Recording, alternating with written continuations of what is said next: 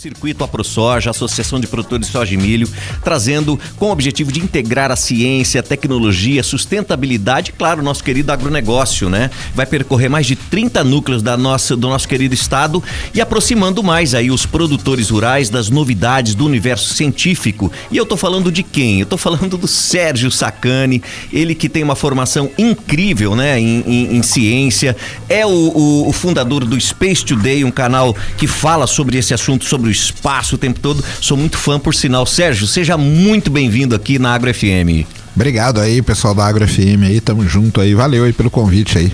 Maravilha. Olha, o Sacani é graduado em Geofísica pela Universidade da USP, né, em São Paulo, possui mestrado em Ciências de Engenharia do Petróleo e doutorado em Geociência pela Universidade de Campinas, sendo também, como eu já falei, o idealizador do podcast Ciência Sem Fim e criador do Space Today. Agora, a grande pergunta que ficou pra mim quando falaram Sérgio Sacani vai falar sobre agronegócio. Cara, como que faz essa conexão? Onde você tá nesse meio todo aí? Conta pra gente. Então, né, é interessante, né, porque eu começo sempre minhas apresentações aí falando que eu não sou do agro, né?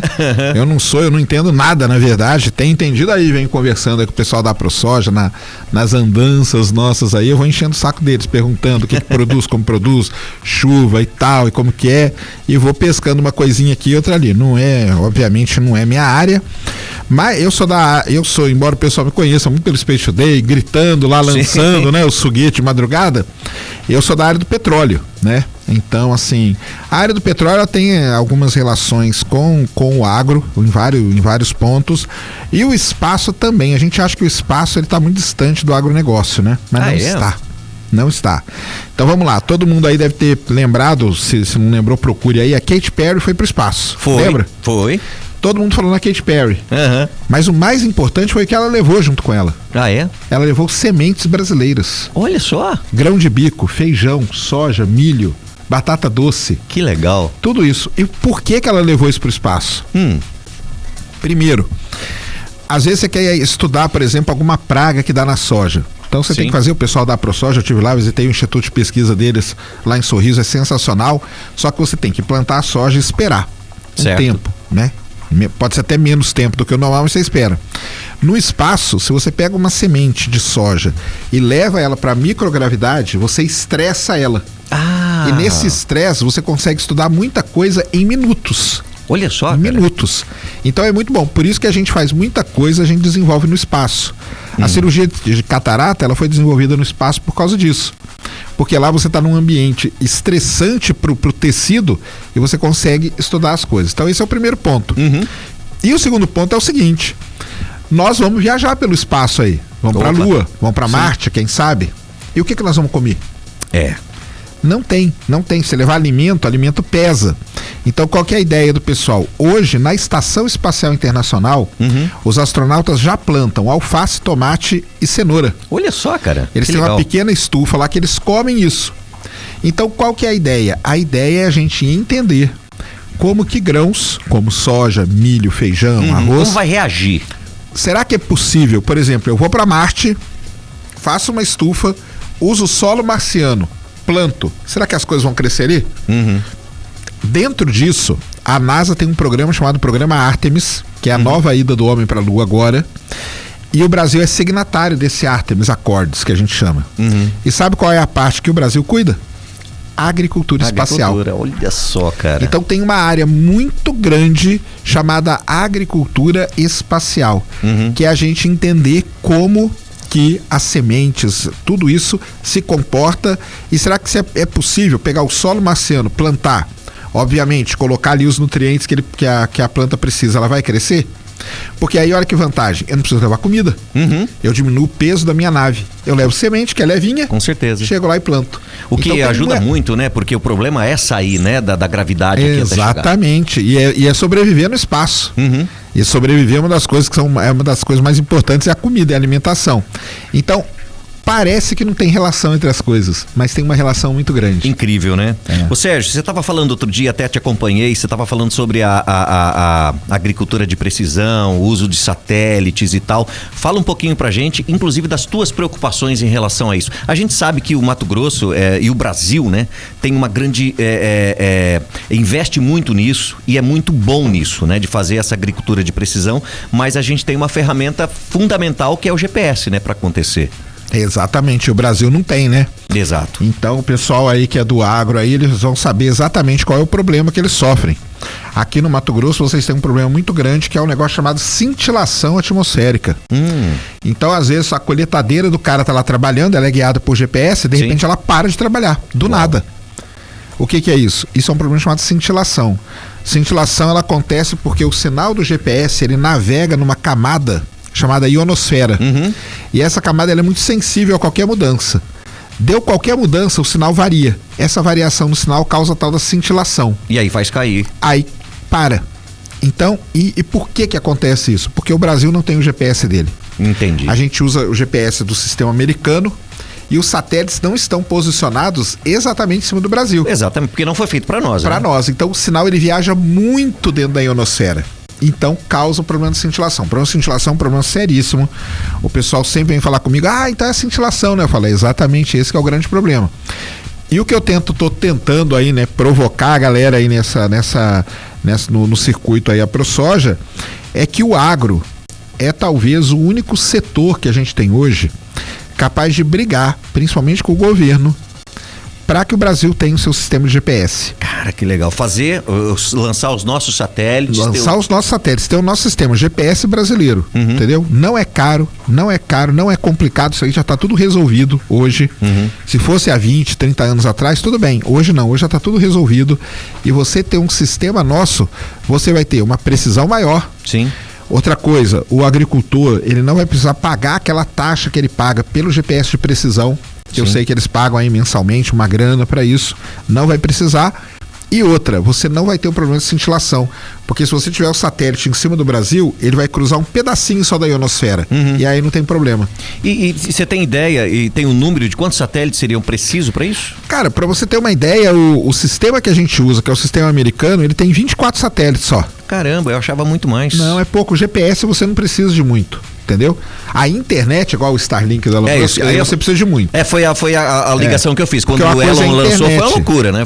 Mas é porque ele, e aí é uma coisa dele também, ele quer ter internet global. Então, global, qual que é a ideia do Elon Musk? Você tá lá no meio do Oceano Pacífico, você vai ter acesso à internet. Satélite você não precisa de muito. 10, 12, 15 satélites de GPS hoje, você monta já um sistema para um país. Entendi. Como o Brasil. Dá para montar. A Índia tem um sistema dela, chama Navik. A China tem um sistema dela que chama Beidou. O Japão tem um sistema deles. A Europa tem um sistema Galileu. E a Rússia tem um sistema GLONASS. O Brasil é um dos grandes países que não tem GPS. E aí tem um outro grande problema que é o seguinte. Hoje é dito no mundo que um país só é soberano se ele tem soberania espacial. Porque você não depende de outro país para nada. E nós dependemos. Qual que é a questão disso? Se amanhã o governo americano quiser cortar o nosso sinal de GPS, ele corta. E ninguém pode fazer nada. Eu brinco com o pessoal nas apresentações, o máximo que a gente vai fazer é sentar ali no milharal, fazer umas pamonhas e chorar. Porque não tem o que fazer. Cara, que loucura. E a gente sabe dessa instabilidade que está o mundo hoje, né? O Trump, ele é um cara que toma decisões, né, muito assim, focados no país dele, e é complicado, né, pra gente. Então, é aquele negócio, né? A gente vive na incerteza, entendeu? Então, por que não fazer o nosso sistema? A gente já devia fazer. Então, eu provoco a galera, e um exemplo que eu dou até pro pessoal é o seguinte, né? Na minha área, que é a área do petróleo, se corta o GPS, instantaneamente 80% da produção de petróleo no Brasil para. Caramba! Só para vocês terem uma ideia. No agro, esse número deve ser altíssimo também, porque as colheitadeiras, tratores, todos eles são guiados por GPS já. Então, isso pode dar um problema seríssimo. Então, repetindo aí, ó, quem estiver ouvindo a gente aí, você que é do agro, você que tem sua propriedade, você que vai estar lá hoje à noite lá no circuito, a provocação é essa: se unam, vão para cima. Eu sei que vocês têm a frente parlamentar que representa vocês Sim. lá no Congresso e tudo, então vá para cima desses caras, conversem com eles, discutam com eles, porque é muito importante o Brasil ter o seu sistema de GPS. Não, e além do mais, você falou uma coisa que eu também não sabia, o petróleo também depende desse mesmo sistema. O petróleo, a mineração e tudo mais. Aí eu falo até pro pessoal, por que o petróleo então não vai lá e briga com os caras? Porque o petróleo já tá na mão do governo, cara. Uhum. Então se ele quer se ferrar com o negócio, ele vai se ferrar, sim, deixa sim, ele, sim, entendeu? Sim. Mas o agro não, o agro claro. tá na mão de vocês. É verdade. Entendeu? Então vocês são um setor independente do governo que tem força para ir lá e peitar os caras, entendeu? Essa que é uma das provocações que eu faço aí com o pessoal durante a apresentação aí. A apresentação vai ser hoje no espaço Pura Magia às 18h30, é isso? 18h30, gente. Que bacana, bom demais. Eu quero fazer uma pergunta agora pessoal. Bora! Por ser um fã teu, né, de acompanhar o Space Today, eu já vi muitas coisas você falando, mas eu gostaria de ouvir aqui.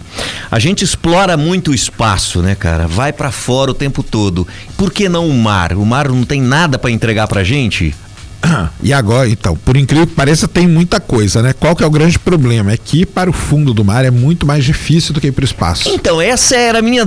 É isso mesmo, cara? É isso mesmo. Que isso? Principalmente por conta da pressão atmosférica, né? A pressão, todo mundo lembra tragicamente dos caras lá que morreram no submarino. Explodiu, né? Então, esse é o grande problema.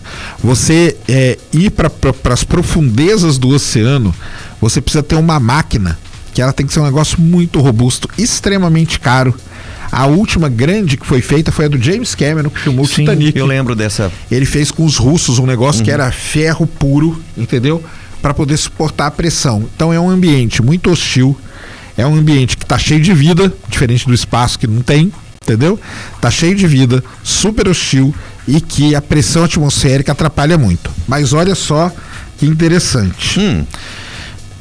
Hoje existe no mundo uma briga atrás de uma série de elementos químicos que a gente chama de terras raras. Sim. Que é cobalto, lítio, tório. Por que esses elementos hoje são muito importantes? Porque são elementos que vão fazer baterias, coisas elétricas com um custo muito menor e uma eficiência muito maior. Esse elemento só tem em 3 lugares no planeta Terra: China, no Brasil, na Amazônia, e no fundo do Oceano Pacífico. Caramba! Então agora, recentemente, nessa briga comercial que está tendo, a China falou o seguinte: eu não vou mais mandar terras raras para os Estados Unidos. O Trump na hora falou assim: tem problema não, eu vou explorar o fundo do Oceano Pacífico. Vixe. Entendeu? Então assim, o oceano é um quebra de braço entre eles. Mas isso tem a ver com o que você perguntou pelo seguinte: o fundo do mar tem muita riqueza. Muita riqueza. Eu trabalho com petróleo, a gente fura poço aí com quase 3 mil metros de lâmina d'água. É um desafio gigantesco, entendeu? Então a gente sabe a dificuldade que é lidar com o fundo do mar. É bem diferente do espaço. No espaço é o contrário, né? Não tem pressão. A pressão é o contrário, né? Então fora da nave não tem pressão nenhuma. Tanto que a nave que vai para o espaço, ela é bem fininha. Ela não precisa ser um negócio, né, tem essas diferenças. Não tem vida para te atrapalhar, não tem um monte de coisa. Então, por isso que a gente fala isso. Aquela relação que o pessoal fala que a gente conhece mais o espaço do que o fundo do mar, é meio assim, porque se você pensar que o espaço é quase infinito, sim, não vai ser verdade. É verdade. Mas, guardadas as proporções, é uma verdade. A gente conhece muito do espaço e muito pouco do nosso oceano, porque o oceano está aqui, né, nos nossos pés. Era pra gente conhecer mais. Era pra conhecer mais, mas também não imaginava das dificuldades e dos investimentos, né, que é preciso ser feito. Bom, vamos reforçar então hoje no Pura Magia o Sérgio Sacani, juntamente no 19º Circuito AproSoja, gente, falando muito, trazendo toda essa experiência que ele tem sobre tantas coisas interessantes da ciência e as inovações para o nosso agronegócio, que é de ponta, que mostra lá fora a força que a gente tem, e a nossa região é muito grata, né, por receber aqui a AproSoja junto com você e agradecer. Eu tô falando muito de IA também, da aplicação de satélite, né, e uma coisa que eu tô deixando claro pro pessoal é o seguinte, né, a tal da agricultura de precisão, esse termo aí é um termo que às vezes ele causa um pouco de... Muita gente tem preconceito com esse termo. Entendi. Porque no passado se falou muito da tal da agricultura de precisão, só que você não tinha tecnologia preparada para isso. Entendi. Então as coisas foram vendidas como um sonho para o pessoal. Isso porque eu quero convidar todo mundo aí para ir lá assistir, porque hoje não é mais um sonho, entendeu? Hoje é diferente de, sei lá, 5, 6 anos atrás. Hoje a tecnologia chegou neste ponto. Entendi. Então tudo que eu falo durante a apresentação não é nada uma viagem, não é nada um sonho, é coisa que a pessoa pode. Terminou a apresentação, se ela quiser aplicar imediatamente, seja na propriedade dela, seja na indústria dela, no comércio dela, ela consegue. Então... Que maravilha, olha só. Gente, quero agradecer mais uma vez o pessoal da ProSoja que está aqui com a gente. Sérgio, muito obrigado aqui por dispensar esse tempo. Eu sei que você está cansado, correndo aí o Mato Grosso. E você já tinha vindo ao Mato Grosso um pouquinho, mas e aí? Agora que você está andando profundamente nas propriedades, nas cidades, o que você tem a dizer, fora o calor? Cara, eu acho sensacional, né? É uma realidade, né? A gente até estava falando antes, né? A gente sabe o quanto que o agro, ele é malhado aí fora, né? Por muita gente, porque a pessoa não vem para cá para ver, né? Exato. Não vem aqui conhecer a realidade. Então você conhecer a realidade é a melhor maneira de você ter uma visão completa daquele negócio. Então você conversar com as pessoas, entender as particularidades que tem, os problemas que tem, o problema de cada cultura, né? Então a soja tem o seu problema, o milho tem o seu problema, o algodão tem o seu problema, a pecuária tem o seu. Então entender essas coisas, conhecer os produtores e ver que não é esse cara aí, igual o pessoal pensa, né, que vai sair botando fogo em tudo, cara. Que o cara, ele liga para 10 centímetros de coisa. Então isso tem importância na vida dele. E o que ele mais quer é produzir da melhor forma possível, o máximo possível, com sustentabilidade, que ele sabe que isso é importante, e reduzindo custo, reduzindo risco e tudo isso. Então, essa soma de coisas. Mas aí o pessoal tem que vir aqui. Com certeza. Aí vem, então fica aí o convite também, ó. Eu não sou daqui não, eu convido todo mundo para vir para cá, ó. Vem aqui que você vai conhecer cidades maravilhosas. A gente passou em Sorriso, né? Passamos em Sinop, agora estamos aqui em Lucas, passamos por várias outras cidades, né?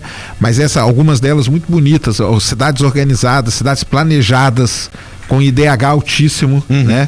Que é essa região toda. Então tem que conhecer. Eu sei que a galera gosta mais de sair criticando tudo. Eu falo isso porque o espaço, coisa que eu mexo, também é criticado pra caramba. Mas conhecer mesmo ninguém quer, né? Então, é verdade. Conheça antes de falar. Petróleo, né? É malhado, nem né? Nem falo. Gente, muito obrigado, Sérgio. Obrigado pela presença aqui hoje com a gente. Obrigado, ProSoja, por essa oportunidade de conversar com o Sérgio Sacani, que vai estar hoje reforçando então o convite no Espaço Magia, no Pura Magia, 18h30. Essa palestra incrível que eu tenho certeza. Olha, eu não sei você, mas eu com certeza vou estar lá, tá bom? Um abraço.